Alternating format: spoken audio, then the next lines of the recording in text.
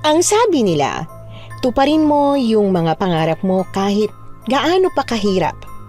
Pero paano kung buhay mo ang magiging kapalit para sa mga minimithi mo? Kakayanin mo ba? Ganyan po ang tema ng ating kwento ngayon. Pero bago ang lahat, kung bago ka pa lang dito sa channel, please like, subscribe, and hit the notification bell para updated kayo sa bawat kwentong ilalabas. May bago tayong storya 3 hanggang 4 na beses sa isang linggo. At ngayon, para sa tampok nating kwento.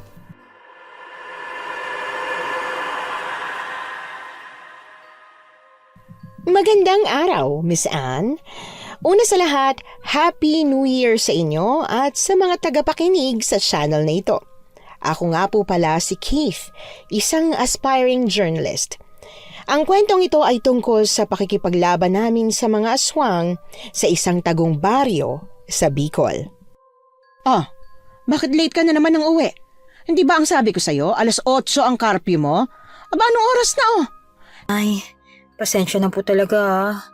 Sinubukan ko naman pong sundin yung oras na yan pero di ko po talaga kaya eh. Demanding po kasi yung trabaho ko. Ba't hindi mo pa kasi itigil yung lintik na pagiging journalist mo na yan? Ano bang mapapala mo dyan? Hindi po pwede eh. Lalo na ngayon, na-hire na po ako sa isang kumpanya. Saka, di po ba kayo masaya na unti-unti ko na po natutupad yung pangarap ko? Ay hindi! Alam mo namang hindi yan ang gusto ko para sa'yo, hindi ba? Gusto kitang maging teacher, pero anong ginawa mo? Hindi mo ako sinunod. Ay, hanggang ngayon ba naman po ba? Issue pa rin yan sa inyo. Aba, dahil kinakatakot kong masayang lang yung pagpapakakuba ko sa trabaho pag hindi ka nagtagumpay dyan sa lintik na karerang pinili mong yan. Hindi ka na naawa sa akin. Ano po ba talagang pinagtatalunan natin dito? Tungkol po ba sa trabaho ko o tungkol sa perang sinasahod ko? Di tungkol sa pera. Anong mapapala mo dyan sa pagsusulat mo? Kaya ka bang buhayin ng mga papel na ginagamit mo dyan, ha? Nagsasayang ka lang ng oras mo dyan, Keith. Nay, passion ko po to. Ito po yung bagay na nagpapasaya sa akin. At di lang po to basta-basta trabaho. Pero sa totoong buhay, hindi sapat ang basta passion lang. Kung nag-teacher ka, ay nako, baka nasa abroad ka na rin, katulad ng anak ni Florina. Hindi ho. Pangako ko po sa inyo. Bahalang araw, magiging proud din kayo sa akin. At nagdrama pa nga. Dumiretso ako sa kwarto at sinubsob ang mukha sa unan. Ang bigat sa feeling na maliitin ka ng sarili mong magulang. Imbis na magmukmok, tinulog ko na lang ang sama ng loob ko. Kinabukasan, dumiretso ako sa bahay ni Arnel. Ang aga mo naman. Lika, sabay na tayo mag-almusal. Uy, sure. Thank you ah. Ano ka ba? Anytime. Oh. Ba't naman ganyan ang titig mo sa akin? Oo na. Alam ko namang maganda ako. Huwag mo naman yung pamuka. Okay ka lang ba? Ito naman, di mabiro. Siyempre, joke-joke lang. Di yan ang ibig kong sabihin. Kasi parang ang laki ata ng tipak ng eye bags mo. Tsaka parang umiyak ka. Ha? Muta lang siguro. Ika na nga. Kain na tayo bago pala mamigtong kape. Si tita ang may gawa niyan, no? Nang alin? Patay mali siya. Siyempre, yung pag-iyak mo. Ano na naman ang pinagawayan nyo kagabi? Wala no. Ay sus, huwag mo nga akong lukuhin. Para bang di kita kababata kung mag-deny ka sa akin, ha? Si nanay kasi, nagalit sa akin kagabi kasi late ako umuwi. Ayun, nagtalo kami. At sinabi niya na naman yung tungkol sa pinapakuha niya sa aking course na maging teacher. Ganun ba? Diyos ko naman si tita. Hanggang ngayon di pa rin makamove on. Meron ka namang trabaho. Ba't di ka na lang kaya bumukod? Tutulungan kita maghanap ng apartment o ng boarding house para mas mura. Uy, di pwede no. Alam mo namang ako lang yung anak ni nanay eh. Meaning, ako na lang yung nakakaintindi sa kanya. Saka ako na lang yung makakasama niya. Yun na nga. Ang tanong, anak ba talaga ang turing niya sa'yo? Ha? Anong ibig mo sabihin? Napapansin ko kasi na iba yung turing niya sa'yo. Mula nung bata pa tayo. Bakit kaya siya ganun, no? Nagsimula yung ganitong trato niya sa akin mula nung sumama si tatay sa ibang babae. Pero di pa rin tama na pagbunto ng kanya ng galit, no? Yan na nga eh. Pero hayaan mo na. Alam kong darating din yung araw na magiging proud sa akin si nanay. Sana nga. Sandali, meron ka na palang nabiling bagong dyaryo? Babasa Teka, ka? wag. Akin na yan. Aba, bakit? Babasahin ko lang naman ah. Ito naman, ano ba tinatago? Wala lang kasi Siguro nagbabasa ka ng Serex, no? Uy, hindi no. Ang bastos mo naman. O kung gano'n, hayaan mo na akong basahin yan. Eh di yan. Pipikay din pala eh. Oh, saan mo nabili tong dyaryon to? Ay, yan ang nga bang sinasabi ko kaya ayokong ipabasa sa'yo eh. Isinulat yan nung isang kasamahan natin na namatay. Kaya bilang respeto sa kanya, di yan ni-release. Bakit naman? Kasi yung sumikat na karinderya yung kinover niya sa news. Ayun. Ang sabi-sabi, nagkaroon daw ng malubhang sakit pag uwi sa probinsya nila. Dahil kung ano-ano daw yung iniinom at kinakain. Ha? Aba, bakit naman? Ang sabi kasi nila, dahil daw yun sa kinainan niyang karinderya sa Cebu na may sa aswang yung may-ari. Teka, sigurado ba sila? Saka, ngayon ko lang to nabalitaan ha? Di naman nila napatunayan. Ewan ko ba sa kanila? Tsaka kasi nakuha ko lang yung kopya niyan dun sa editor. O teka, ba't bigla kang natahimik? Parang magandang balita yun ha? Ha? Nako, kung ano man yung iniisip mo, wag mo nang ituloy. Ano ka ba? Ayaw mo bang makilala yung pangalan natin? Baka mamaya ito na pala yung hinihintay nating big break, diba? Siyempre gusto, pero di naman sa ganitong paraan. Malay mo, mapahamak tayo, di ba? Basta. Mag-impake ka na ng mga gamit dahil next month magbubook na ako ng flight papunta dun. Basta ba share tayo sa gastos ha? Lo, kung makapagsalita kala mo ang laki ng sinasahod natin.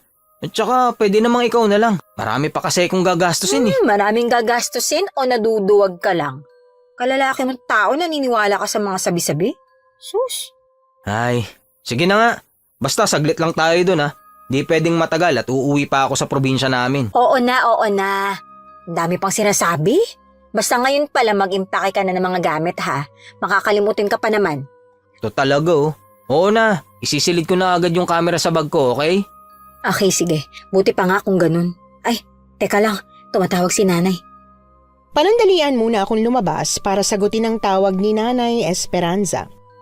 Oh, asan ka ba? Kanina pa ako tawag ng tawag pero hindi ka sumasagot ah. Lumayas ka ng bahay nang hindi ka man lang nag-aalmusal. Ay, pasensya na po. Nakalimutan ko po eh. Andito po pala ako kina Arnel. Uuwi na rin po ako. Buti pa nga at ako'y may lakad din. Lakad? Saan naman po? Magtitinda ako ng suman at pitsi-pitsi ngayong araw. Umorder yung anak ni Florina eh. Abay, nandiyan na pala yun ngayon. Di ko rin po alam eh. Aba, balita ko nga eh, papatayuan ng bahay yung biniling lote nung nakaraan eh. Ay, kaswerte talaga ni Florina. Sige ho. Bababa ko na po, nasa biyahe ako eh. Pag-uwi, nadatnan ko siyang nagsasalansan ng mga paninda sa malaking basket. Lumapit ako para tumulong pero pinigilan niya ako. Oh, diyan ka na lang at baka tumapon pa ito, nalintikan pa tayo. Nay, nga pala, magaling na po ba yung rayuma nyo? Hindi pa. Yan na nga at umaarya na naman ang kirot. Kung ganun po, ba't pa kayo tumanggap ng orders?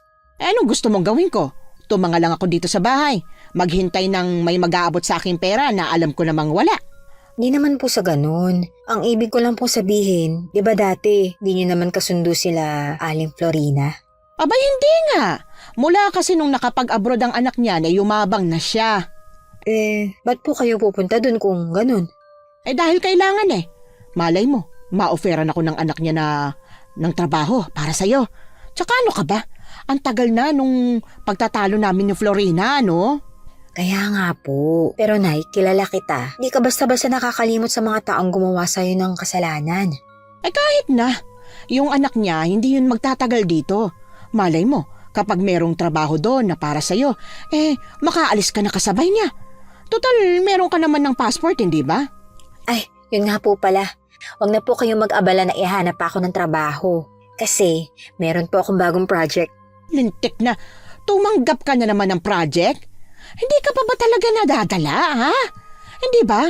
Dinumog ka na nga ng mga tao dahil sa huli mong sinulat? Kasi binalita mo yung tungkol kay Gob. Pakluklo ka pa nun sa binalita mo alam mo namang mainit ang issue sa kanya. Ay, ang dami namang sinabi ni nanay, oh. Sinasabi ko lang naman at hindi lang ikaw ang napapahiya. Maski din ako, ano? Ay, nako. Kung alam mo lang kung gaano tayo pinag-uusapan dyan sa may palengke, mas gugustuhin ko na lang nalamunin ng lupa sa hiya. Promise, Nay, babawi po ako. Bigyan niyo pa naman ako na isa pang chance, oh. Ay nga pala, pupunta po ako ng Cebu next month. Doon po ako gagawa ng balita. Papayagan niyo po ba ako? Ano pa nga ba? Eh di nagtalo na naman tayo kung hindi ba? Si nanay talaga, oh. Alam mo talaga ako, no? Aba, oo naman, ano? Masungit lang ako sa'yo kasi ayaw kitang maging kagaya ko na walang narating sa buhay. Thank you po. Pero meron akong kondisyon, Keith, ha? Ano na naman po yun? Ito na yung huling pagkakataon mo para patunayan sa akin yung pagsulat mo. Sa oras na mabigo ka ulit, babaguhin mo ng karera ng buhay mo. Maliwanag? Noted po. Maliwanag pa sa maliwanag. Ay mabuti naman at nagkakaintindihan tayo. Basta itaga mo sa bato ang pangako mo, ha? Opo, Nay. O siya, ikaw na munang tumao dito sa bahay at aalis na ako. Kahit palabag sa loob ko ang kagustuhan ni Nanay Esperanza ay pumayag ako. May tiwala kasi ako sa sarili ko, Miss Anne. Hanggang ngayon din, naniniwala pa ako sa kasabihang huwag mawawalan ng pag-asa dahil kung para sa'yo ay makukuha mo. Nang maiwang mag-isa ay ginugol ko ang oras ko sa pagpaplano ng mga gagawin namin sa Cebu. Lumipas ang ilang mga linggo, halos araw-araw kaming magkasama ni Arnel hanggang sa makabili kami ng tickets. Isang gabi ay nag-usap kaming dalawa. Oh, bukas na yung flight natin. Baunin mo to. Ano yan? Asin? Diyos ko, kakain ka ba ng balot sa biyahe? Ano ba? Parang baliw to. Siyempre mabisang pangontra yan sa mga aswang, no? Aswang? Niloloko mo ba ako? Hanggang ngayon naniniwala ka pa rin sa ganun? Aba, oo naman. Yun nga ang dahilan kung bakit tayo pupunta dun sa Cebu, di ba? Pero iba yung plano ko. Ano? Ibig sabihin, ang tagal-tagal nating plinano to. Tapos iba naman pala ang gagawin mo? Shh! Gusto ko lang din kasi makumpirma kung bakit biglang naging ganun yung dating kasamahan natin. Anong ibig mong sabihin? Syempre, nag-research ako tungkol sa mga aswang-aswang na yan. Ang sabi, pinapatay daw ng mga aswang yung biktima nila. So kung inaswang nga siya, ba't nakauwi pa siya ng buhay? Oo nga, no. Pero pwede din namang kinulam? Nadali mo, kinulam. Pero sa anong paraan, 'di ba? Kasi kung titingnan mo sa mas malawak na perspective, di lang basta sa karindire yung pwedeng maging dahilan kaya siya kinulam. Ha? Teka, anong ibig mong sabihin? Pwede kasing nakaengkwentro siya ng ibang mangkukulam. O kaya naman, meron siyang nilabag na rules dun sa pinuntahan niya. Kaya ayun, napagkatawaan siya ng mangkukulam. Oo nga, no. Hindi ko naisip yan, Pero ang sabi kasi sa narinig kong kwento, yung karinderya lang daw na yun ang una't huling pinuntahan nila. Pwede naman kung mangkukulam yung may-ari at hindi aswang Ano ka ba? Magkaiba kasi yun, haler. Ito naman. Paalala ko lang sa'yo, Writer tayo, hindi investigador. O siya, matulog ka na nga. Kinabukasan maaga kaming gumising para bumiyahe papunta sa tagong baryong yon sa Cebu. Napapaligiran ng mga matataas na puno ang lugar at kokonti lang ang mga bahay. Ang iba nga ay abandonado pa. Ang interesting naman ng lugar na to, no? Picture mo yun, no? Yung diri. Huwag ka nga magtuturo dyan. Sinasabi ko sa'yo, pag namatanda ka. Ay, sorry na, Marn. Oh, saan na tayo? Kung lumakad pa kaya tayo dun. Aba, ang init-init Baka naman ma-heat stroke tayo niyan. Ano ka ba? Tingnan mo nga tong lugar, Sure ako hindi naman to ganun kalaki, no? Kung makapagreklamo ka naman dyan, daig mo pa yung naka-rejuvenate ang magmumukha. Ay, ikaw naman parang laging may reglat na kasinghal lagi. Lika na nga bago pa umusok yung ilong mo dyan. Na-amaze ako habang lumalakad kami dahil sa magandang nature sa lugar, Miss Anne. Hindi nga namin namalayan na meron pala kaming makakasalubong sa daan. Agad namang nagtago si Arnel sa likuran ko nang makalapit sa amin ng matandang lalaking merong pulang bandana sa noo. Ngumiti ako rito pero binawi ko rin agad nang mapansing seryoso ang mukha ng lalaki. Hello po. Diretsahin ko na kayo. Mga turista ba kayo o mga writer? Ay, opo, turista po kami. Iho, pag na tayong maglokohan, hindi na ako bata para mapaniwala nyo. Opo, mga writer po kami. Shh, Ikaw naman, ba't mo inamin? Ba't nyo nga po pala naitanong? Kung may maipapayo man ako sa inyo mga anak, yun ay huwag ninyong sayangin ang buhay na binigay sa inyo ng Panginoon. Ano pong ibig nyo sabihin? Kung ang dahilan ng pagpunta nyo rito ay ang sumisilay na karinderya tulad nung naunang pumunta dito, mas mabuti pang umuwi na lang kayo. Bakit? Hindi nyo ba nabalitaan ang nangyari sa kanya? Teka, dito po ba kayo nakatira, Manong? Mang Philip na lang ang itawag nyo sa akin. At oo, dito ako nakatira. Ibig sabihin, totoo po na aswang ang gumawa nun sa kanya? Pare-parehas talaga kayong mga manunulat. O siya, mauna na ako. Kung ako sa inyo, lilisanin ko na ang baring to hanggat maaga pa. Nagkatinginan kami ni Arnel nang makaalis na si Mang Philip na sinundan ng mahinang pagtabig niya sa balikat ko. Uy, ano ba?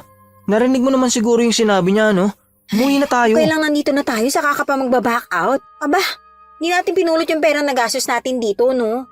Hindi, ang ibig kong sabihin, ano kaya kung magbakasyon na lang tayo sa ibang lugar? Wag na dito. Wag na nating baliwalain yung warning ni Mang Philip. Ako, yan. Ang dali mo kasi magpapaniwala kaya ka nagkakaganyan eh. Ha? Sinong di maniniwala? Mukhang albularyo yun eh. Mukha lang pero wala ka namang ebidensya. Saka pwede ba? Hindi tayo pwedeng umalis dito na walang bitbit na impormasyon, okay? Oo na, sige na. Halika na nga. Saan ba tayo pupunta? Mas mabuti pa siguro kung humanap muna tayo ng maliit na apartment na pwede nating tuluyan. Maswerte kami dahil meron kaming nahanap na apartment na bahay kubo. Minabuti muna naming magpahinga. Kinaumagahan, nagising na lang kami sa mahinang pagkatok mula sa pinto. Pinagbuksan niyo ni Arnel at pagbalik niya ay meron na siyang hawak na maliit na envelope. Invitation letter? Ha? Kanina naman to nanggaling? Yung may-ari ng karinderya nagdala niyan dito. Oh, buti naman kung ganun. Para hindi na tayo mahirapan pa mamaya dahil baka mahaba yung pila. Kaya nga eh. Teka, pero paano kaya niya nalaman na nandito tayo? Saka, alam ba niya kung ano yung pakay natin sa kanya? Malay ko naman, di ba? Tara na nga't magalmusal na tayo. Sabi niya, mga makapananghali na raw tayo pumunta dun eh. Okay, sige. Sakto. Tanghalian yun. Nang sumapit ang 12:00 ng tanghali ay agad kaming pumunta sa palengke para ipagtanong-tanong ang address ng karinderyang yon. Nakangiting sumalubong sa amin ang isang babae na hanggang bewang ang buhok nang matunton ang karinderya.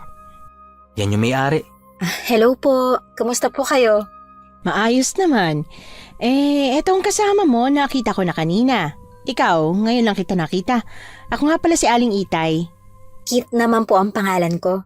Kay gandang pangalan. Bagay na bagay sa'yo dahil ang ganda mo rin. Mestiza, oh. Thank you po. Ibig sabihin, yung anak niyo po ang katuwang niyo dito sa negosyo niyo? Maiba ako. Halika kayo doon at nang matikman nyo naman yung mga masasarap kong putahe. Mabuti pa nga ho. Umupo kami sa upuan kaharap ng mga nakahilerang kaldero ng ulam sa mahabang mesa. Ano bang gusto ninyo? Meron akong papaitan, adobong baboy, tsaka bopis. Bopis po yung sa akin. Magkano po ba? Nako, huwag nyo nang tanungin pang preso. Libre na yan dahil dayuhan kayo dito. Ganun po ba yung ginagawa niyo sa mga dumadayo dito sa lugar niyo? Oo naman. Tanda yun ang pasasalamat ko sa kanila na pinili nilang kumain sa karinderya ko kahit pabagong bukas pa lang ito. Kung ganun, di po ba kayo nalulugi? Hindi naman. Maiwan ko na muna kayo ha at aasikasuhin ko lang yung mga customer doon, ha? Sige po. Thank you po ulit. Sinimulan naming lantakan ng mga pagkain. Pansin din namin ang pagdagsa ng mga tao. Karamihay mga taga rito lang din sa baryo. Ang sarap ng manghang na bopis, grabe. Mantika pa lang, ulam na. Gusto mong tikman? Tina, dito pa nga lang sa order ko. Busog na ako eh. Ang dami ng serving ni Aling Itay. Saka, di naman ako kumakain ng sobrang maanghang, no? Totoo nga. Baka di na rin tayo makakain mamayang gabi. Oo nga eh. Ang lambot ng mga karne at in fairness ha, malinamnam din. Pero maiba ako. Ano sa tingin mo? Mukha naman siyang mabait ah. Alam mo, ikaw ha, baka naman fake news lang talaga yung balitang nasagap mo. Sana nga mali ako. Kasi sayang naman ang potensyal niya sa pagluluto kung mangkukulang pala siya, di ba? Uy, boses mo. Medyo lumalakas ha. Marinig ka dyan. Anong plano natin ngayon? Alam mo siguro mas mabuti kung unti-untiin na natin yung pagkalap ng impormasyon para kahit paano di malaman ni Aling Itay kung ano talaga yung pakay natin. Mga journalist kayo, tama? Ay, nandyan po pala kayo. Narinig niyo po ba yung usapan namin? Opo. Pasensya na po at hindi po agad namin nasabi sa inyo. Kahit naman hindi nyo sabihin, alam ko pa rin. Ho? Paano niyo po nalaman? Bilang na bilang lang sa 10 daliri ng mga kamay ko ang mga turistang dumadayo dito para magbakasyon. Kadalasang pumupunta dito yung mga mamamahayag tulad ninyo. Tama po kayo. Ay kung ganon, tungkol naman saan ang ibabalita ninyo? Tungkol po sana sa... Sa kultura niyo po dito. Para po kasing kakaiba eh. Ang ganda po. Ganun ba? Pues tama ka. Maganda nga dito dahil tahimik tsaka malayo sa gulo ng syudad. Pauntol-untol ang pakikipag-usap namin kay Aling Itay dahil sa mga bumibili. Sigurado naman akong sinasanitize nito ng mabuti ang lugar kaya hindi na ako nagtanong pa tungkol sa health and safety standards, Miss Anne. Lampas 4:30 na kami ng hapon nakauwi dahil sa pakikipagkwentuhan kay Aling Itay. Ito naman talaga nag-take out pa? Ay, kahit kailan talaga ang takaw-takaw mo. Ano ba? Libre naman eh. Tsaka sure naman akong magandang compliment yun para sa kanya Nag-take out ako dahil nasarapan ako sa luto niya. Ako, ikaw talaga. Basta talaga pagkain wala kang pinapalampas no? Alam mo naman ako, mas takot pa akong magutom kaysa sa multo Sinabi mo pa. O teka, may kumakatok. Baka si Aling Itay na yun. Sinundan ko lang ng tingin si Arnel pero pansin ko agad yung pagbabago ng reaksyon niya matapos buksan ang pinto. Kit! Meron tayong bisita! Pasok po kayo. Sino ba yan? Oh, Mang Philip? Ano pong ginagawa niyo rito? Halika, pasok po kayo. Hindi na. Hindi rin naman ako magtatagal. Kung ganun, ano po palang ginagawa niyo rito? Kung tungkol po dun sa babala niyo, sus, okay na okay po kami. Sa totoo lang, kakagaling lang po namin dun sa karinderye. Alam ko. Ha? Teka, paano niyo pong nalaman? Binabantayan niyo po ba Sa kami? liit ng baryong to, madali lang makakuha ng impormasyon sa mga bagay na gusto mong malaman. Sa bagay, tama siya, Kit. Kaya yung mga sikreto nyo'y madali lang din mabubunyag. O siya, ito ang bawang na kwintas na merong bindisyon ko. Alam kong kakailanganin nyo yan. Bendisyon? Ibig sabihin, albularyo ho kayo? Meron lang akong alam sa panggagamot pero hindi ako albularyo, iho. Sa mga lugar na to, uso ang mga halamang gamot kaya mabilis lang makakagawa ng lunas sa sakit o di kaya mga pangontra. Buti na lang po talaga bumisita tayo dito, no? Para ma-raise naman tong paraan ng pamumuhay nila sa gobyerno. Nang sa ganun, patayuan naman sila ng ospital o kaya ng klinik. Nako, wag na kayong magsayang ng oras dahil hindi rin naman nila kayo pakikinggan. Po? Bakit naman? Sanay na kami sa ganitong klase ng pamumuhay. Isa pa, lahat ng tao dito ay matitibay ang katawan dahil batak sila sa pagtatrabaho. Ganun po ba? Kaya lang, mas maganda talaga kung makakaroon kayo ng mga ganong pasilidad para kahit paano. Iha, payo lang sa inyo. Hindi lahat ng nakikita nyo ay dapat yung pakialamanan. O siya, mauna na ako. Basta na lang tumalikod si Mang Philip tsaka umalis. Umirap naman ako kay Arnel nang mapansin ng pagpipigil niya ng tawa para lokohin ako. Ayan tuloy, nasungitan ka. Ikaw kasi. Ano ba? Ang mamalasakit lang naman ako. Saka syempre kahit naman sabihin na kasing tibay ng pader yung katawan ng mga tao dito. Sure naman akong nagkakasakit din sila, no?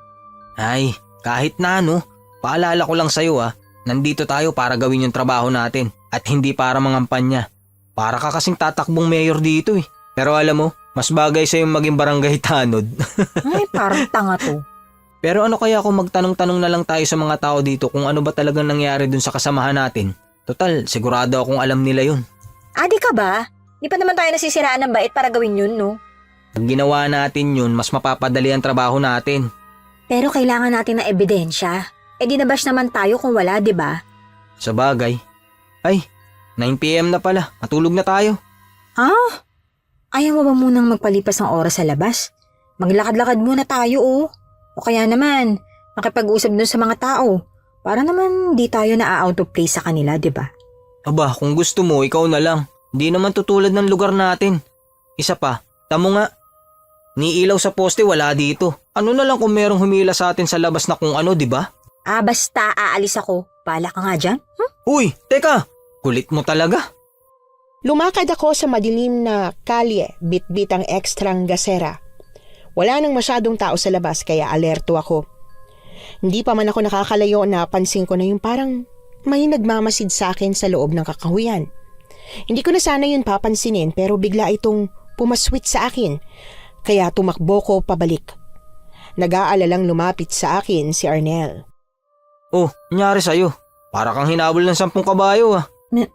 Merong sumitsit sa akin dun sa labas habang naglalakad ako. Diba? Sabi ko sa'yo eh. Ikaw kasi, di ka marunong makinig. Paano na lang kung merong nangyari sa'yong masama? Di sorry. Pero, paano kung sumugod yun dito? Kasi tumakbo ko kaagad eh. Baka nasundan niya ako. Shh! Di yan. Tulog ka na. Do-double check ko na lang kung naikandado mong mabuti yung pinto. Sige. Pabagsak akong humiga sa kama. Hindi naman ako nakatulog ng maayos nung gabing yun sa pag-aalala, Miss Anne. Kinaumagahan, isang masamang balita ang bumungad sa amin. Oh, ba't ka hinihingal? Ayos ka lang ba? Ano ba nangyari dun sa labas? Merong natagpo ang mga bangkay dun sa tabing ilog. Ano? Bakit? Anong nangyari? Ewan, wasak yung tiyan nila at nawawala yung mga laman loob. Sabi sa'yo eh, totoo yung mga aswang. Ayaw mo kasing maniwala sa kanila. Halika, puntahan natin. Nadat na namin yung mga taong nagkakagulo. Meron na rin nakatakip ng mga malalaking tabloid sa katawan ng mga biktima. Nagtanong-tanong kami sa mga taga rito kung ano sa tingin nila ang sanhi. Pagka-uwi ay agad kong kinausap si Arnel. Diyos ko, aswang yun. Sabi nila nawawala din daw yung atay at ibang organs ng mga biktima. Mukhang hindi aswang ang may gawa nun ah. Anong ibig mong sabihin? Obvious naman na sila yung may gawa nun, Kit. Di ko nga pala nasabi sa'yo kanina. Pero ang sagot ng isang napagtanungan ko, lahat daw ng mga nakikita nilang biktima, merong mga markang triangulo na merong mata sa gitna. Ano? Ano naman daw ang ibig sabihin nun? Iyon ang sumisimbolo sa demonyo. Ha? Sandali, naguguluhan na ako. Hindi aswang, kundi kulto ang may gawa nito. Basta, umalis na tayo hanggat maaga pa, Kit. Baka tayo naman ang sumunod. Hindi, imbestigahan natin yung tungkol dun. Nababaliw ka na ba? Ano ka ba? Kung magiging successful to, paniguradong pag-uusapan tayo ng masa. Yan ba talagang mahalaga sa'yo? Ang makagawa ka ng pangalan sa industriya? Naman yung plano natin, di ba? Kaya itataya mo ang buhay natin para lang sa lintik na pangalan na yan, Kit? Passion mo pa ba talaga ang pagsusulat? Kasi mukhang hindi na eh. Mukhang ginagawa mo na lang to kasi kailangan. Kasi nga, kailangan talaga. Nangako ako kay nanay na balang araw magiging proud siya sa akin. Siguro, hindi mo talaga ako maintindihan eh. Dahil hindi mo naman nafe-feel ko ano yung pakiramdam ng minamaliit ka. Di lumabas din ang totoo. Alam mo, ayoko na. So lalayas ka. O di sige. Kailangan ako ng pamilya ko. Oo, best friend kita. Pero di ko hahayaan ang pagkakaibigang to yung maging dahilan para malayo ako sa kanila. Nag-walk out si Arnel samantalang ako ay wala nang nagawa kundi magmukmok. Buong araw na hindi ko siya hinanap dahil kilala ko ang pagkatao ng best friend ko. Hindi tumatagal yung pagiging matampuhin niya pero nang sumapit ang gabi ay naglakas loob na akong lumabas para hanapin siya. Nasaan na kaya yun? Sana naman safe siya. Siguradong hindi pa yun umaalis kasi wala naman siyang dalang gamit eh. Pati nga passport at ticket na iwan. Ay! Iha, mukhang mag-isa ka lang ah. Nasaan yung kaibigan mo? Oh, Aling Itay. Ano pong ginagawa niyo rito? Gabi na po ah. Dadalan ko pa sana kayo ng bopis na niluto ko kasi sabi ni Arnel paborito niya raw ito eh. Ganun po ba? Sige, salamat po. Saglit lang. Bakit namumugto ang mga mata mo? Anong rason ng pag-iyak mo? Kanina po kasi nagtalo kami. Umalis siya pero hindi pa rin siya nakakabalik hanggang ngayon. Ay, ganun ba? Naku, baka naging aswang na. Po? Biro lang. Ngayon nandito na tayong dalawa. Alam kong narito kayo para gawa ng balita ang karinderya ko. Tama ba? Opo. Pasensya na po kung hindi rin namin sinabi agad. Siguradong nabalitaan mo rin yung tungkol sa writer na namatay pagkatapos pumunta dito? Oho. Kung inaakala nyo na ako ang dahilan ng pagkamatay niya, aba, nagkakamali kayo. Hindi ako aswang at mas lalong hindi ako pumapatay ng mga tao. Di naman po sa ganun.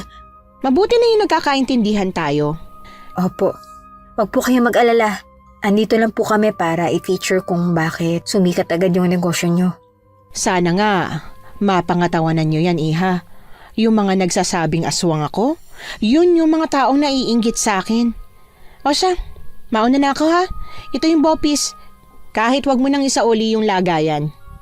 Salamat po. Imbis bumalik sa apartment, nagpatuloy ako sa paghahanap kay Arnel. Malakas ang loob kong pumasok sa loob ng kakahuyan dahil sa maliwanag na sinag ng buwan.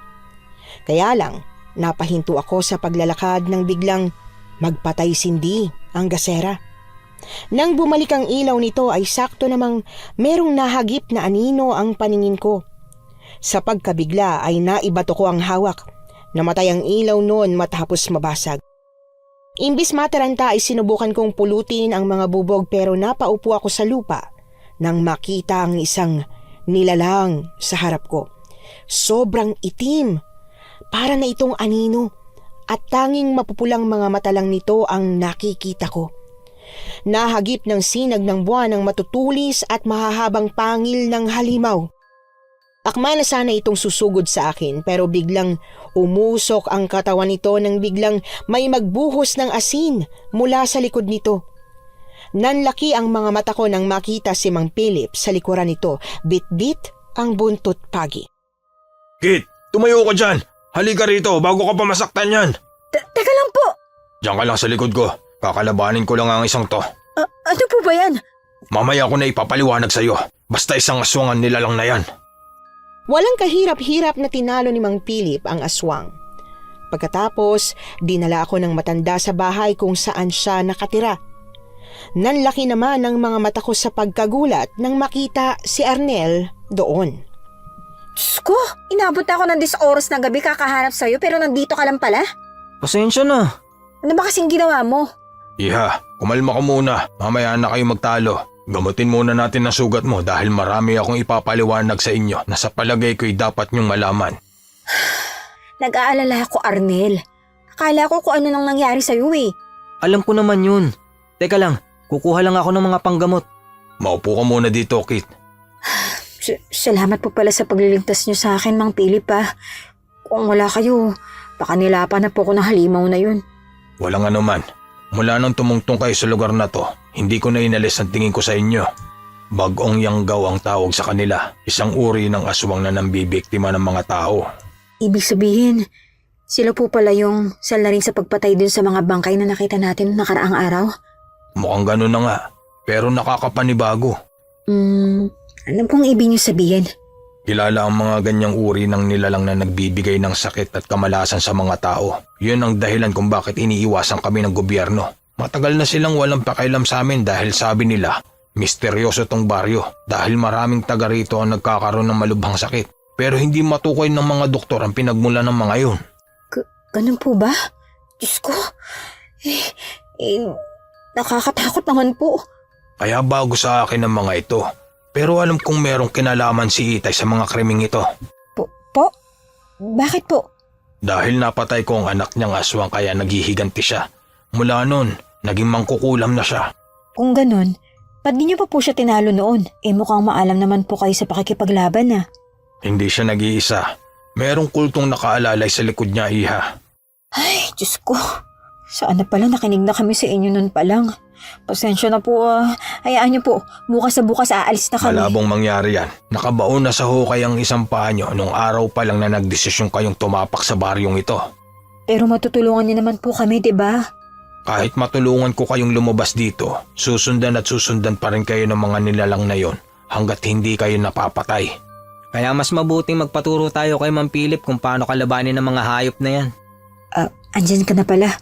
Pasensya na po't natagalan kasi pinainit ko pa po yung dahon ng saging eh. Ginamit nila ang dahon ng saging pantapal sa sugat ko sa hita. Hindi ko na kasi namalayan na nasugatan pala ako ng bubog kanina.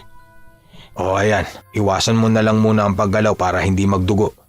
Opo, salamat po talaga. Nga pala, sorry pala kung di ko sinabi sa'yo na nandito ako kay Ma'am Philip ha. Promise, gusto ko naman talagang sabihin sa'yo kanina. Pero nakita namin si Aling Itay na papunta sa bahay. Nga pala, ano bang ginawa niya doon? Binigyan niya po ako ng Tupperware ng Bopis. Sabi mo daw kasi Arnel masarap yun. Oo nga no. Nagtataka lang ako dahil sobrang bait niya sa atin. Ano kayang pakay niya? Alam mo na rin, di ba? Oo, sinabi na rin sa akin ni Ma'am Philip yung mga dapat kong malaman. Yun ang aalamin ko. Sa ngayon, mas makakabuti kung di muna kayo magpapakita sa kahit sinong tao dito sa baryo dahil hindi pa natin alam kung sinong mga kalaban natin. Naikalma ko naman ang sarili ko nung gabing yon, kaya kahit papaano ay nakatulog ako ng mahimbing. Ilang linggo kaming nasa loob ng bahay. Umiikot lang ang buong araw namin sa pag-aaral kung paano makikipaglaban sa mga aswang. Masasabi kong naging determinado ko, samantalang napansin ko namang tumapang si Arnel. Nakakainis lang kasi medyo yumabang siya, Miss Anne. Hindi nagtagal, natutunan na rin namin ang mga tinuturo ni Mang Philip. Pero isang gabi, hindi umuwi ang matanda, kaya nag-alala kami ni Arnel. Asa na kaya siya? Gantong oras sa kauwi na yun ah. Ano kaya kung lumabas tayo? Hanapin natin siya. Baliw ka ba? Baka nakakalimutan mo na ang kaisa-isang utos niya, huwag tayong lumabas lalo't gabi. Eh paano kung may nangyari na pala sa kanyang masama? Oh, anong ginagawa mo? Ba't mo kinuha yung buntot pagi? Malamang lalabas ako. Ito talaga oh, ang kulit. Sabi na nga bawal eh. Eh ano pang silbi ng pagpapagod natin para aralin yung mga tinuro niya? Ano, design lang? Hindi naman yun ang ibig ko sabihin. Teka, hoy, hintayin mo nga ako! Wala na akong nagawa nang lumabas si Arnel, Miss Anne. Imbis talakan siya, ay kumuha na lang ako ng gulok at sumama sa kanyang rumonda sa gitna ng kakahuyan. Huwag kang lalayo sa akin kahit anong mangyari ha. Oo na, huwag ka na nga maingay. Baka marinig pa tayo ng mga ongyanggaw na yan. Nasa paligid lang sila. Naririnig ko yung kaluskos. Humanda ka. Hindi nga nagkamali si Arnel. Dahil pagkatapos niyang sabihin yon, ay sumugod ang dalawang aswang sa amin. Kaya lang, tinulak niya ako palayo para saluhin ang pakikipaglaban sa mga yon. Napaupo ako sa lupa sa lakas ng puwersa niya. Aray naman! Sorry. Ikaw naman kasi. Hayaan mo na nga akong tumulong kasi alam ko naman yung gagawin ko. Alam mo, yung kayabangan mo magpapahamak sa'yo eh. Ito naman. Ikaw na nga yung tinulungan pero ikaw pa yung galit. Sorry na, okay? Ang luwang ng gubat na to. Ano kaya kung maghiwalay tayo para mas mapabilis ang paghahanap natin? Oo nga no. Basta dito ha. Dito tayo magkikita ulit, okay? Sige. Uy, teka lang. Aalis ka naman agad. Lalagyan ko lang to ng marka para may palatandaan tayo. Pinakita ko kay Arnel na pinunit ko ang manggas ng t-shirt kong kulay yellow-green, tsaka sinabit yon sa sanga ng puno.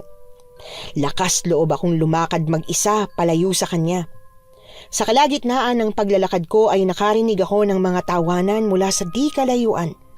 Hinanap ko ang pinagmumulan nun at laking gulat ko nang makita si Aling Itay na merong kasamang iba pang mga sibilyan na hindi bababa sa 5. Tinatataka ni Aling Itay ng markang trianggulo ang iilan sa mga ito gamit ang pinainit na bakal.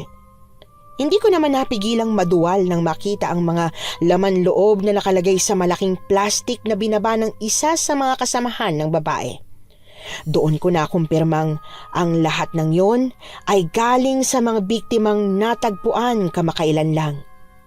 Marahan akong umatras pero napahinto matapos matapakan ng isang siit. Agad akong nakita ni Aling Itay. Tumakbo ko palayo pero naabutan ako nito. At saan ka naman pupunta? Akala mo makakatakas ka? Hindi ako papayag. Walang hiya ka. Hayop ka! Ito naman, hindi nga lang hayop. Demonyo pa, Keith. Pero alam mo, hindi naman sana kayo madadamay pa kung hindi kayo pumunta dito eh. Dahil gusto naming malaman ang totoong rason na kinamatay ng kasama naming manunulat. Nandito ba talaga kayo dahil nagmamalasakit kayo sa kanya? O nandito lang kayo para sa perang Pwede niyong kitain pag nagawan niyo na siya ng balitang papatok sa masa. Hindi. Oh, talaga ba, Keith? Alam mo, wag mong lokohin ang sarili mo, Iha. Dahil hindi ako naniniwalang meron pang tao na nagmamalasakit sa kapwa niya. Huwag mo nga ibaling sa akin na lahat, Aling Itay. Alam ko nang ikaw ang pumatay sa kanya. Aba, di ko yun ipagkakaila dahil totoo yun. At alam mo kung bakit? Dahil tulad niyo rin siyang pakialamera. Nalaman niyang gusto ko siyang gawing aswang para madagdagan yung mga kasama ko. Paano niyong ginagawa yun? Simple lang. Papakainin ko sila ng masasarap kong luto. Alam mo, sa totoo lang, yun nga sanang plano ko sa inyong dalawa eh. Kundi lang umepal yung lintik na Philip na yan. Alam mo bang nagpakamatay siya ng dahil lang sa'yo? Oh, mabuti naman kung ganon. Alam mo, mahina kasi ang loob niya. Baka hindi niya kinaya yung pagiging aswang niya. At para hindi siya makasakit ng tao nagpakamatay na lang siya. Baka mo, Itay. Sandali. Mas magandang sabihin na inalis ko lang yung sumpa sa lugar na to. At nandito ka pala? Itigil mo na yung kalokohan mo hanggat maaga pa. At sino ka naman para utusan ako? Isang albularyong kikitil sa buhay mo. Bakit mo ba pinalala ang problema nating dalawa? Ako ang may atraso sa'yo. Pero bakit ka naghahasik ng lagim sa buong baryo? Wala ka nang pakialam doon. Kung ganon, mapipilitan akong patayin ka. Gawin mo! Akala mo ba natatakot pa ako sa'yo? Pwes hindi. Kahit papatayin mo ko, sigurado akong matatalo ka pa rin dahil inutusan ko na yung mga kasamahan ko na ipagpatuloy ang paghasik ng lagim sa baryong ito kahit pamamatay ako. Sinubukan kong sundan si Aling Itay nang mag-walk out ito pero pinigilan ako ni Mang Philip. Bitawan mo nga ako! Papatayin ko na siya para matapos na lahat ng to. Para mabigyan ko ng hustisya yung rason kung bakit kami pumunta rito. Hindi pa ngayon ang tamang oras. Tamang oras? Kailan po? Ilang buhay pa ba ang dapat magsakripisyo? Kailangan muna nating alamin kung anong kasunduan na meron siya sa demonyo. Kasunduan sa demonyo? Sa bahay ko na lang ikukwento. Sa ngayon, hanapin muna natin ang kaibigan mo. Halos halughugin namin ni Mang Philip ang buong kakahuyan pero hindi namin nakita si Arnel. Kaya dismayado kaming umuwi. Pero nakampante ang loob namin nang madatnan namin si Arnel sa labas ng bahay. Oh, Diyos ko! Kanina ko pa kayo hinahanap eh. Hindi ba malinaw ang utos ko na huwag kayong lalabas ng bahay? Sabi ni Kate, ikaw daw ang nagpumilit na sawayin ng utos ko, Arnel. Pasensya na po talaga. Nag-alala lang po kasi ako sa inyo. Hindi na mauulit. Sana nga. Kinuwento ko sa kanila ang nalaman ko tungkol kila Aling Itay at sa kulto nito nang makapasok na kami sa loob. Teka, ibig sabihin, yung mga natatagpo ang patay yung mga miyembro ng kulto na ginagawang aswang ni Aling Itay? Kung ganun, ba't niya sila pinapatay? Oo nga po. Alam niyo po ba yung sagot doon, Mang Philip? Aalamin ko. Oo nga po, mas mabuti kung ipagbibigay alam natin sa lahat yung tungkol sa karinderya niya. Kung alam ko lang nagaling pala yun sa mga laman loob na... Oh, Arnel, kalma lang. Nandidiri rin naman ako eh. Pero, ba't di po kami naging aswang, Mang Philip? Dahil yun sa binigay kong bawang, dinasalan ko yun. Para dito malab kung ano mang kulam o orasyon ang inihalo niya sa kinain nyo. Kung kaya niyo naman po palang gawin yun, bakit hindi pa noon? Ang totoo niyan, maaga akong nagretiro sa pagiging albularyo ko dahil nakagawa ako ng isang malaking kasalanan. Ano po yun? Nakapatay ako ng pasyente. Mula noon, di na nagtiwala ang mga tao sa kakayahan ko. Yun din siguro ang rason kung bakit lumakas ang loob ni Itay para gawin ang lahat ng to. Pero, paano po naging aswang yung anak niya? Ang alam ko, merong lahi ang napangasawa niya pero sinubukan ni Itay na buhayin na parang normal na tao yung anak niya. Kaya hilaw na karne ng hayop ang pinapakain niya dito kaya lang. Kaya lang ano po? Kaya lang, nung makatikim ng karne ng tao yung anak niya, nagsimula na siyang mambiktima ng mga tao. Kaya nung makaharap ko siya, di na ako nagdalawang isip na pugutan siya. Ganun po? Kung ganun po, paano po kaya natin siya matatalo? Siguradong malakas siya kasi merong demonyo sa likod niya. Mang Philip, ano po kaya kung rumonda tayo tuwing umaga para mabigyan natin ng warning yung iba pang mga tao na wag nang bumili sa karinderya niya? Oo nga po, sigurado namang maniniwala sila sa amin eh. Sige na ho, pumayag na ho kayo. Pero paano kung... Tama po si Arnel. Huwag po kayong mag-alala. Babantayan ko po siya. Isusumbong ko po siya sa inyo pag meron na naman siyang sinuway sa utos. O sige, basta lagi kayong mag-iingat. Higit sa lahat, lagi niyong pakatatandaan ng mga utos ko. Opo, maraming salamat po sa pagtitiwala niyo sa amin. Salamat din dahil nagtiwala kayo sa akin. Pangako ko, nabibigyan natin ng hustisya ang baryong to, pati na rin ang kaibigan niyo. Nagpahinga na kami pagkatapos mag-usap. Kinabukasan ay maaga kaming gumising ni Arnel para gumayak. Pumunta kami sa palengke at nagtago sa malayo kung saan matatanaw namin ang tindahan ni Aling Itay. Hala, ba't kaya di siya nagbukas ng tindahan ngayon? Paniguradong nagtatago na yung hayop na yan. Lika, Saan naman tayo pupunta? ito na yung tamang pagkakataon para imbestigahan natin yung loob ng tindahan niya. Baka mamaya meron tayong makita doon na pwede nating magamit kung paano natin siya matatalo. Uy, teka, magunos dili ka naman dyan. Baka mamaya niyan merong makakita sa ating isa sa miyembro ng kulto nila eh. Mapahamak pa tayo. Okay, sige. Ako ang papasok doon at ikaw ang magbantay dito. Sumipol ka lang kung merong taong paparating. Ayos ba yun? Sige, pero di tayo pwede magtagal ah. Oo na. O siya, punta na ako doon. Baka mamaya meron pang dumating, mahuli pa tayo. Kinalma ko ang sarili habang iniintay na makabalik si Arnel. Napakunot ako ng noo nang makita ang bitbit niyang isang maliit na libro matapos niyang makalabas. Tumatagaktak ang kanyang pawis na parabang takot na takot, Miss Anne. Oh, ayos ka lang? Ano ba yung hawak mo? Halika, umuwi na tayo. Kailangan tong makita ni Mang Philip. Teka lang, pulit yung damit mo ah. Nasabit ako dun sa nakausling alambre sa pintuan. May naiwang tela. Ha?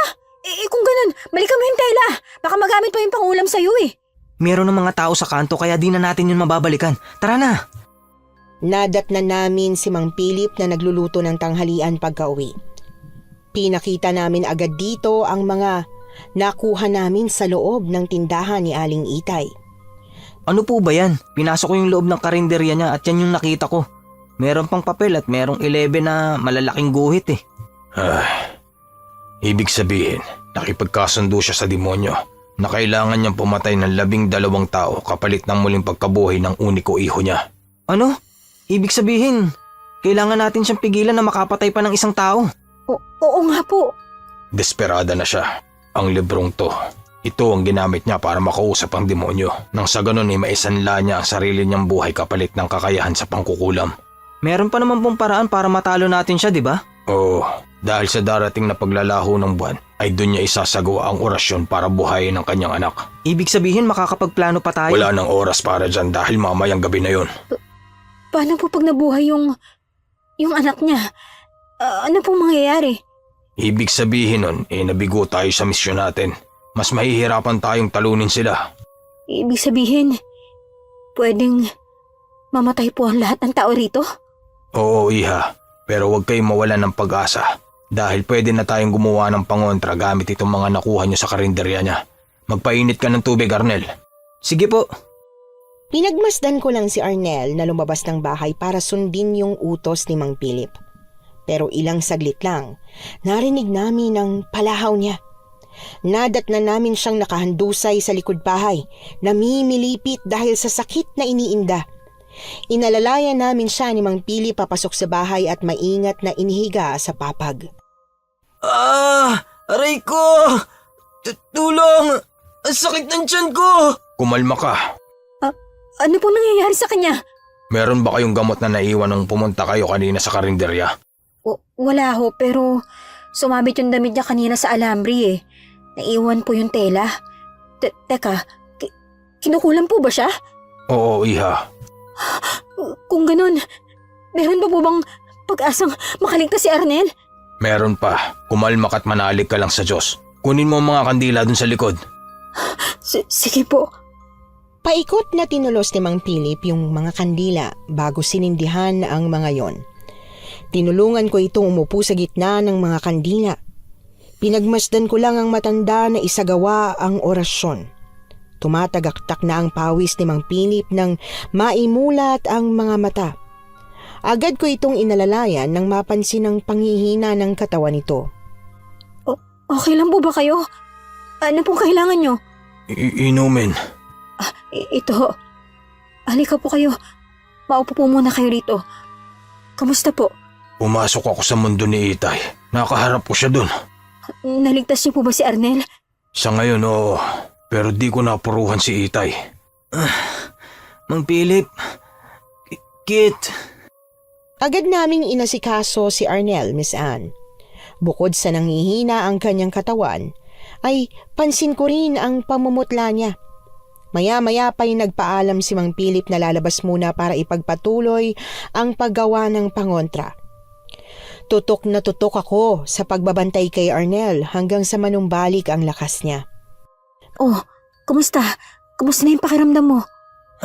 Ayos naman ako kahit papano. Wala na rin yung sakit ng tiyan ko di tulad kanina. Ay, buti naman kung ganun. Oh, kumakalam na yung sikmura mo Teka, pagluluto lang kita ng noodles para meron ka man lang mahigop na sabaw. Salamat talaga. Buti na lang nandyan kayo ni Mang Philip. Ano ka ba? Wala yun no. Siyempre sino pa ba magtutulungan kundi tayo lang? Sa bagay. O sige na. Maya-maya'y pumasok si Mang Philip, bit-bit ang 3 maliliit na bote na merong lamang likidong, sabi nito'y pangontra daw. Binigyan kami ni Mang Philip ng tig-isa ng mga yon. Salamat po. Ang galing niyo naman po. Paano niyo pa nagawang langis yung mga gamit ni Aling Itay?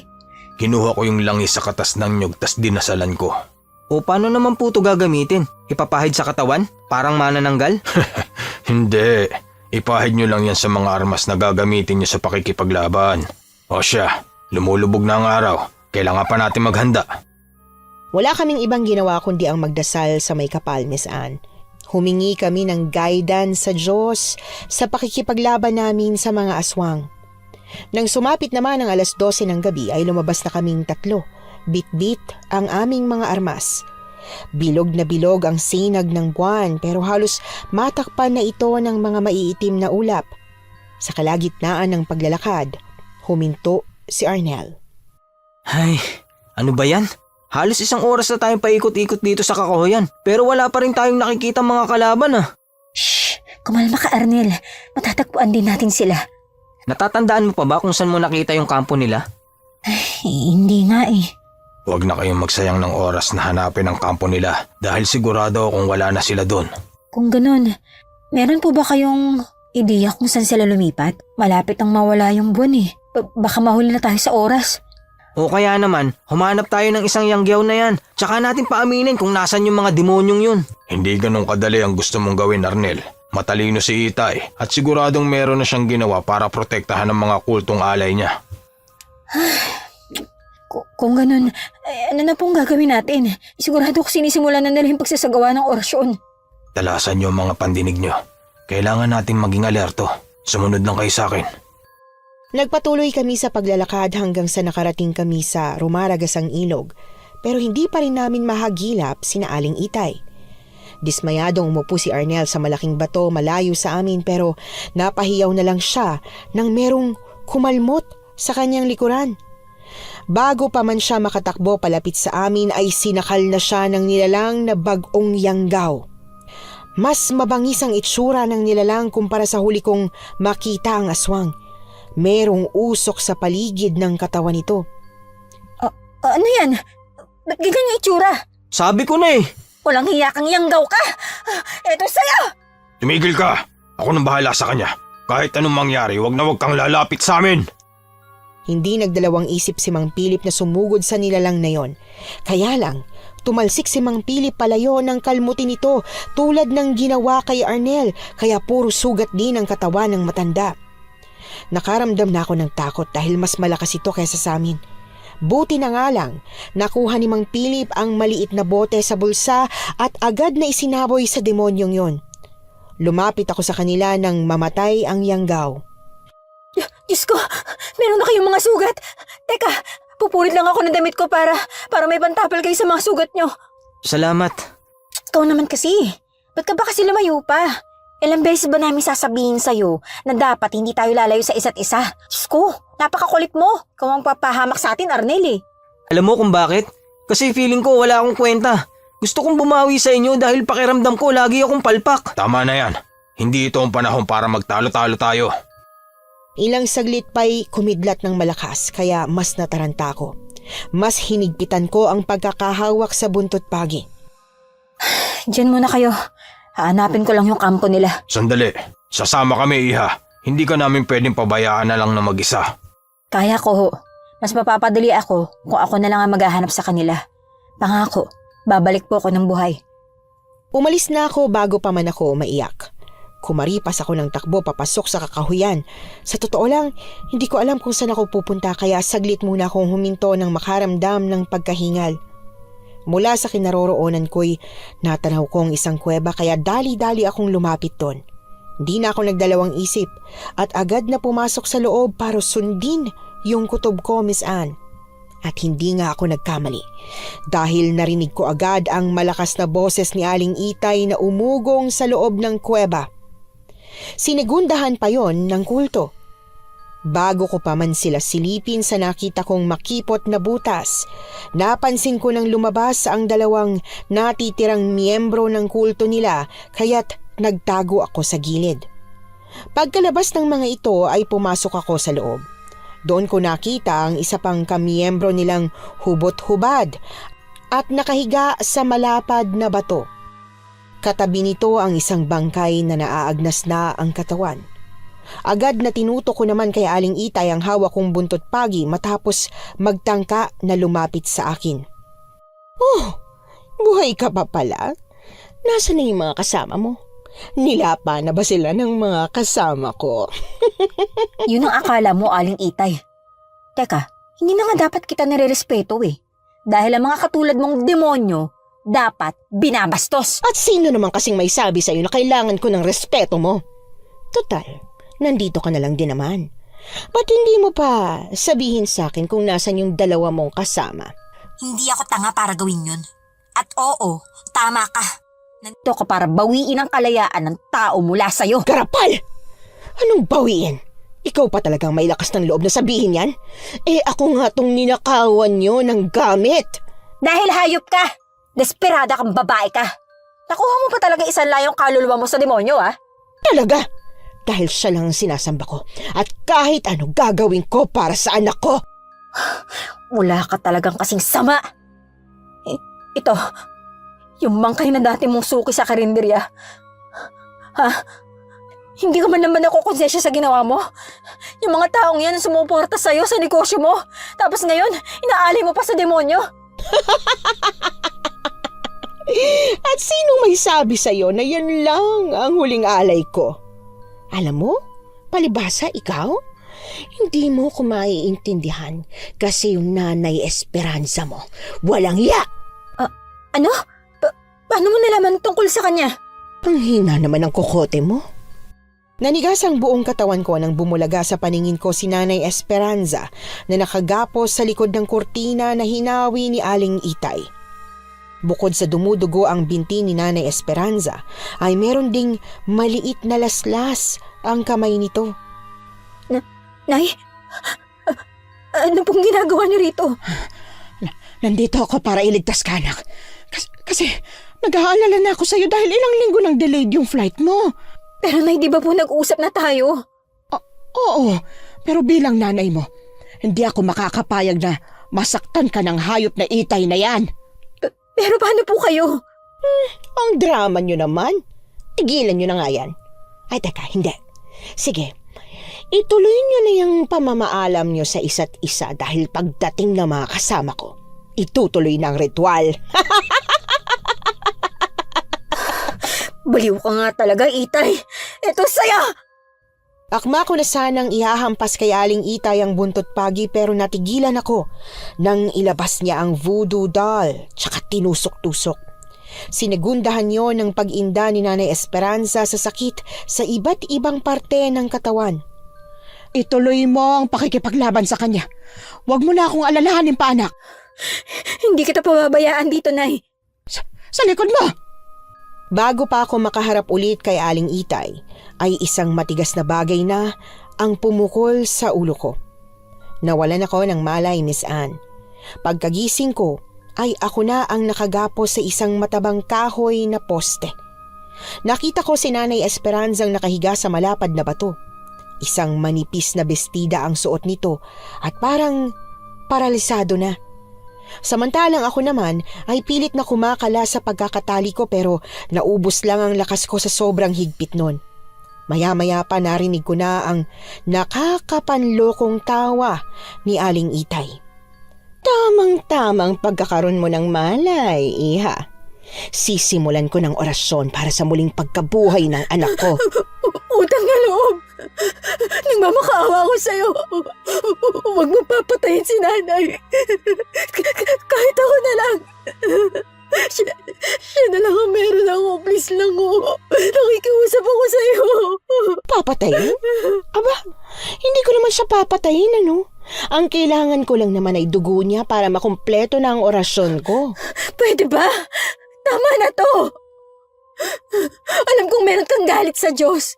Pero kahit ano pang gawin mo, hindi ka magtatagumpay sa mga plano mo. Paano namang hindi? Nandito na nga tayo. Pagmasdan mong gagawin ko! Sumirit ang dugo ni Nanay Esperanza sa pulso matapos hiwain ni Aling Itay. Sinalo niya ang dugo gamit ang bandehado. Matapos noon, kinuha ng mangkukulam ang isang bote na naglalaman ng kulay itim na likido. Inihilamos ni Aling Itay ang dugo sa mukha ng bangkay. Napapangiwi na lang ako habang pinagmamasdan si Aling Itay na ipainom ang likido sa anak. Ilang minuto pa ang lumipas. Napansin kong gumalaw ang isa sa mga daliri ng lalaki sa paa. Kita mo na? Nagtagumpay tayo, mga kasama! Ngayon, tatanggalin ko na ang sumpa sa inyo. Yun ang akala mo. Agad na nagpalit ng anyo ang dalawang kasama ni Aling Itay. Naging bagong yanggaw sila. Pero imbis na matakot, sinabuyan ni Arnel ng pangontrang langis ang mga nilalang kaya namatay agad ang mga ito. Huwag mo nang pahirapan ang sarili mo, Itay. Sumuko ka na. Oo nga. Uulitin ko. Kung inaakala mo magtatagumpay ka, nagkakamali ka ron. Nagpapatawa talaga kayo, mga mahihinang nilalang! Buhay ng anak ko. Tsak matatalo niya kayo ng walang kahirap-hirap! Sige. Teka. Asa na siya? Andito lang siya kanina. Anak, Jemuel, halika na rito. Napanganga na lang ako nang makitang nakatayo na ang bangkay na tinawag ni Aling Itay na Jemuel. Tumalon ito sa pagitan namin ni Mang Philip. Bukod sa kulay itim ang mga mata ng binata ay maputla rin ang balat nito. Tinadyakan ako ni Jemuel dahilan para tumalsik ako sa bato. Agad akong nanlambot sa sakit matapos bumagsak sa sahig. Samantala, sumubok naman si Arnel na sumugod kay Jemuel para patayin ito pero nabigo siya dahil sa angking lakas ng lalaki. Arnel! Ano bang gusto mo, Aling Itay? Panalo ka na, okay?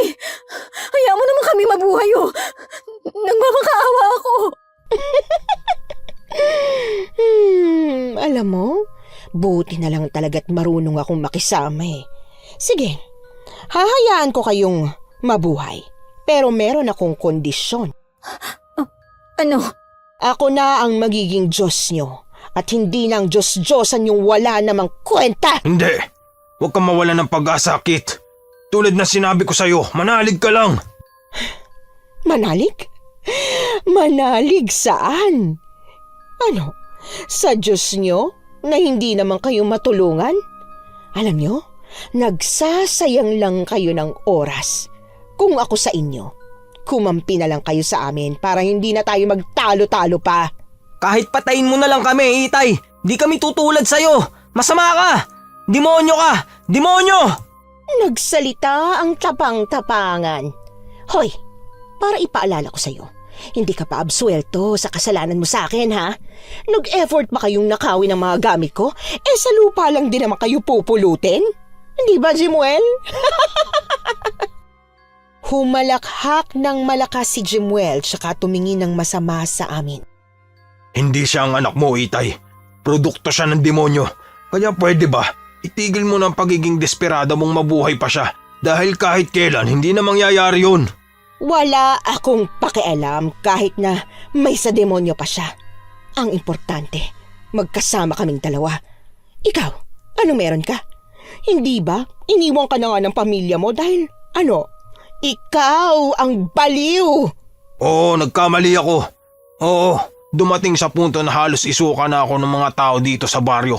Pero lahat ng pagkakamali ko, tinanggap ko. Matagal ko nang pinagbayaran ng lahat ng yon, Itay. Ikaw, kailan mo tatalikuran ng kasamaan sa pagpatay ng mga inosenteng tao?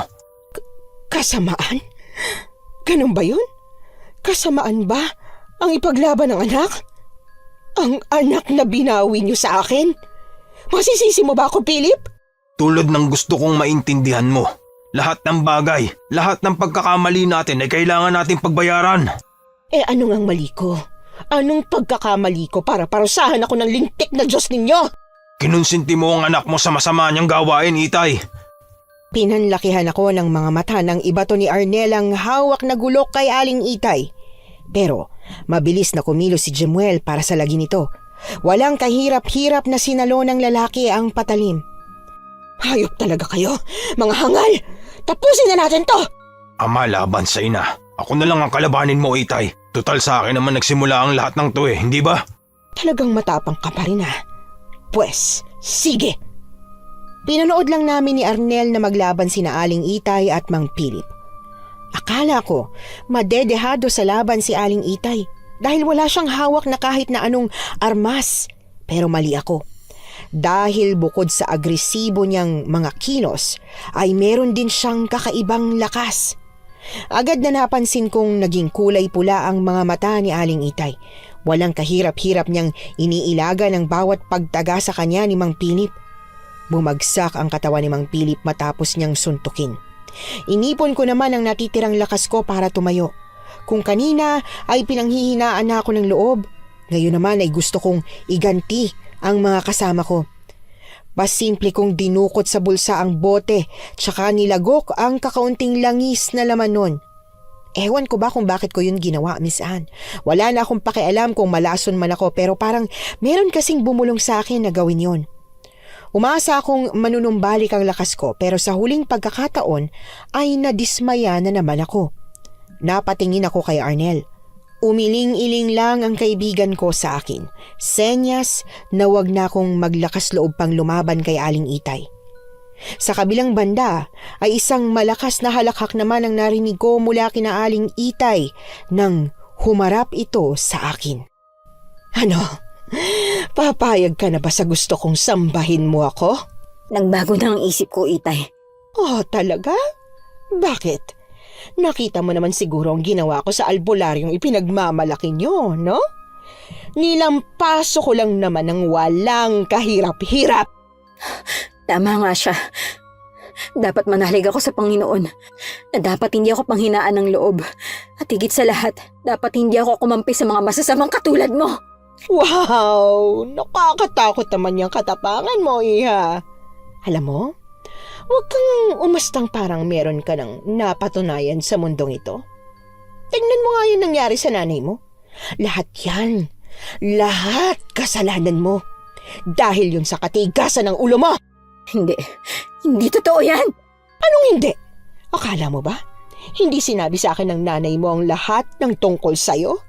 Na isa kang desperada? Tama na! Halika, maglaban tayo.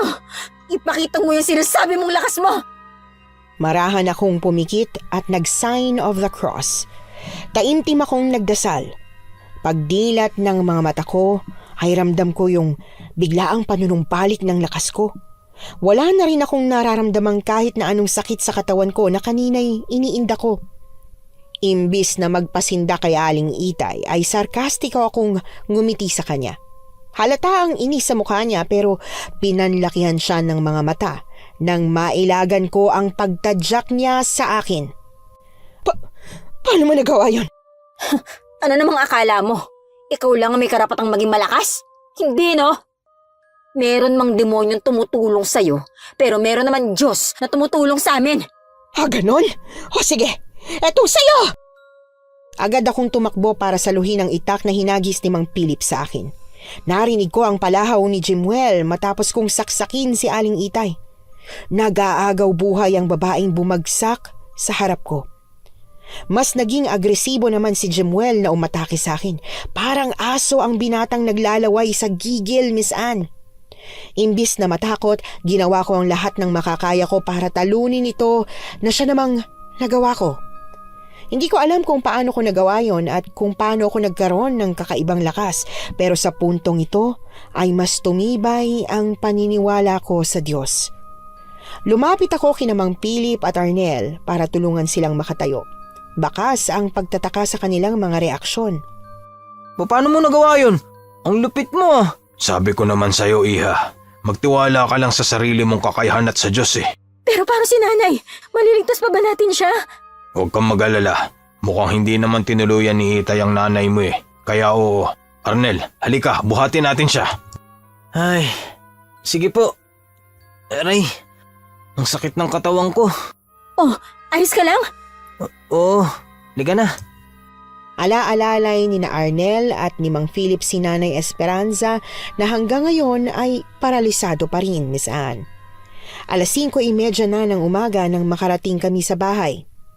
Nanguna si Mang Philip sa pag-aasikaso kay Nanay Esperanza. Kahit pa malaki ang tiwala ko sa albularyo, ay hindi pa rin mawala-wala ang kabang nararamdaman ko. Para akong mababaliw dahil hindi ako mapakali, Miss Anne. Arnel, mas mabuti pa siguro kung lumabas muna kayo ni Kit. Ha? Bakit po? Para makapagpalamig kayo. Tsaka ramdam ko ang takot mo pero huwag kang mag-alala. Magiging maayos din ang lagay niya. Pero bakit po ba naparalisa si nanay? Anong klaseng engkantasyon po ba yung ginawa ni Aling Itay? Kasi kanina, wala man lang siyang kare-reaksyon habang hinihiwa na makukulam na yun yung pulso niya eh. Isang itim na mahika na nagpapamanhid ng buong katawan ng tao, Iha. Gising ang nanay mo. Sadyang di lamang niya maigalaw ang katawan niya. Ganun po ba? Oo, pero uulitin ko, wala kang dapat ipag-alala. Akong bahala sa kanya. Magkasabay kaming lumabas ni Arnel. Panayad ang simoy ng hangin kaya naramdaman ko agad ang pagod at puyat. Ayos ka lang? Kamusta naman yung katawan mo? Ayos naman. Alam mo, thank you ah. Kung wala ka, baka natuloy na yung binabalak ng mga yun sa baryong to. Ano ka ba?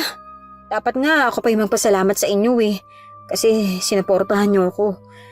Isa pa, pinapalakas niyo yung loob ko. Tungkol nga pala kay tita, paano kaya siya nakarating dito? Ewan ko nga rin eh. Diyos ko. Alam mo, nagpapasalamat talaga ako at natagpuan natin ang kampo nila. Maya-maya pa'y lumabas si Mang Pili para sabihin ang magandang balita. Pumasok na kayo, gising ng nanay mo. Thank you po talaga, Mang Philip ah. Hindi ko na napigilan ang maiyak nang makita si Nanay Esperanzang nakangiti sa akin. Yumakap ako ng mahigpit sa kanya. Nay, salamat naman at ligtas ka. Nak, pasensya na. Nag-alala lang ako sa'yo kaya kita sinundan dito. Pero, saan po kayo kumuha ng pamasahe? Saka, paano niyo po nalaman tong lugar na to? Ginalaw ko na muna yung naiipon ko doon. Yung sa lugar, nakita ko naman yung journal mo. Binasa ko at doon ko nakita yung mga plano nyo ni Arnel. Mahal ko po kayo. Pasensya na po. Pasensya na po talaga kasi nagpumunit pa akong pumunta rito. Huwag kang humingi ng tawad. Kung tutuusin, ako dapat ang gumawa niyan kasi buong buhay mo. Pinaramdam kong meron kang pagkukulang kahit na wala naman. Anak, sinabi sa akin ni Mang Philip yung lahat ng nangyari. Ikaw ang bayani. Proud na proud ako sa iyo, anak. Nakaramdam ako ng saya nang marinig ko ang mga salitang yon, Miss Anne. Buong buhay ko, yun lang ang gusto kong marinig at maramdaman mula kay Nanay Esperanza. Matapos mag-usap, minabuti muna naming tatlo na lumabas para makapagpahinga ang nanay ko. Higit 1 linggo pa kaming nagstay doon sa baryo para makalikom ng pera pambili ng plane tickets. Sa totoo lang, hiyang-hiya nga ako kay Mang Philip dahil siya ang gumawa ng paraan para makauwi kami, Miss Anne. Kaya para makabawi man lang, kahit papaano, ay tinipo namin ang mga tao sa baryo para ibalitang wala na yung mga aswang. Naniligtas ni Mang Philip ang buong lugar. Laking tuwa nga namin dahil hindi na kinuwestiyon ng mga tao kung paano yun nagawa ni Mang Philip dahil sa tinagal ng panahon na naghasik ng lagim ang mga bagong yanggaw ay ngayon lang niya ito nagawa. Nauna si Nanay Esperanza na umuwi kaysa sa amin. Nung araw na aalis na kami ay hindi ko napigilang umiyak dahil napalapit na ang loob ko kay Mang Philip. Mang Philip, maraming salamat nga po pala ulit sa tulong niyo sa amin ha. Oo nga po. Isa pa, ang dami po naming natutunan. Higit sa lahat, mas tumibay po yung pananampalataya namin kay Lord. Nakakatuwa naman. Pero walang anuman mga anak. Basta lagi kayo magpapakabait kahit saan man sulok kayo ng mundo pumunta. Ay, teka lang ho pala. Aayusin ko lang po yung mga gamit. Baka meron pa kaming nakalimutan. Opo. Nga po pala, ngayong nailigtas niyo na po yung baryo, ba't po kaya hindi na lang kayo sumama sa amin? Doon po kayo magbagong buhay. Ganun. Tutulungan naman po namin kayo eh. Hindi maaari, Iha. Kahit paligtas na ang mga tao rito, kailangan ko pa rin silang bantayan at proteksyonan mula sa iba pang kapahamakang darating. Sa bagay po. Nga pala, meron sana akong hihinging pabor sa inyo. Ano po yun? Pwede bang huwag na ninyong ipakalat ang nangyari dito sa baryo? Ano pong ibig niyo sabihin? Huwag nyo na sanang ilagay sa dyaryo o kahit sa anong media ang lugar na to. Nag-aalala kasi ako para sa kapakanan ng mga tao dito. Baka mamaya mag-iba ang pakitungo sa kanila ng iba at akalaing aswang sila. Kung ganun ho, sige. Wala pong problema. Pasensya na kayo ha. Alam kong ito ang rason kung bakit kayo pumunta dito. Pero nag-aalala kasi ako sa mga posibleng mangyari kung masisiwalat sa publiko na minsan nang sinalakay ng mga aswang ang lugar na to. Naku, hindi niyo naman po kailangan magpaliwanag. Naiintindihan naman po namin. O siya, anong oras na pala? Baka mahuli kayo sa flight nyo. Sa huling pagkakataon, mahigpit akong yumakap kay Mang Philip bago kami umalis. Pagka-uwi ay pinaliwanag ko kay Arnel ang gustong mangyari ni Mang Philip at walang kaabog-abog, pumayag ang best friend ko. Nagbagong buhay kami. Ramdam ko naman ang pagbabago ng pakikitungo sa akin ni Nanay Esperanza. Pinaramdam nito sa akin na mahal niya ako kahit na ano pa man ang marating ko sa buhay. Pero totoo pala yung kasabihan na pag natanggal mo na yung tinik sa dibdib mo ay babagsak sa'yo ang blessings, ano? Kasi hindi nagtagal ay nakapagpatayo ako ng maliit na tindahan para kay Nanay Esperanza. Nag-resign din muna ako bilang journalist para mas makapag-focus sa nanay ko. Yung tungkol naman kay Mang Philip, wala na kaming balita sa kanya o sa baryong yon hanggang ngayon. Pero ang sabi-sabi, unti-unti daw na pinapaganda yung lugar. Pero kung nasa naman yung mga taong yon, lalo na si Mang Philip, sana nasa maayos na kalagayan sila. Kung sakali mang isa po sa kanila ang mga tagapakinig sa channel ninyo, gusto ko po silang batiin, Miss Anne. Pasensya na kayo kasi hindi ako nakapagpigil na ikwento ang experience namin sa baryong yon. Gusto ko lang matanggal ang tinik sa dibdib ko. Nga pala, gusto ko ring magpasalamat kay Miss Anne para sa oportunidad na ito. Bago po matapos ang kwentong ito, gusto ko lang itanong sa mga tagapakinig kung ano ba ang kaya niyong isakripisyo para matupad yung mga pangarap niyo sa buhay. Higit sa lahat, ano ang rason kung bakit nyo pinipiling ipaglaban ang mga pangarap nyo? Dahil ba ito sa mga mahal nyo sa buhay? Pwedeng kahit ano, Anatics. Magbabasa po ako ng comments nyo. Maraming salamat po ulit, Miss Anne. Nagmamahal, Keith. Nagustuhan niyo po ba ang ating kwento ngayong araw? Kung oo ang sagot at hindi mo pa nagagawa, subscribe na. Click the notification bell para updated ka sa tuwing maglalabas kami ng bagong kwento. Click like at mag-iwan na rin ng comment. Masayang-masaya ako tuwing nagbabasa ng messages mula sa inyo. At kung may sarili kayong karanasan na gusto nyong ibahagi sa amin, email lang sa missanhorrorstories@gmail.com. Dire-diretso lang, missanhorrorstories@gmail.com. Malay nyo, sa susunod, yung kwento na ninyo ang binabasa namin para sa ating mga tagapakinig. Hanggang dito na lamang muna at muli po, ito po ang inyong si Miss Anne. Nagpapasalamat sa inyong patuloy na pagmamahal at pagsuporta.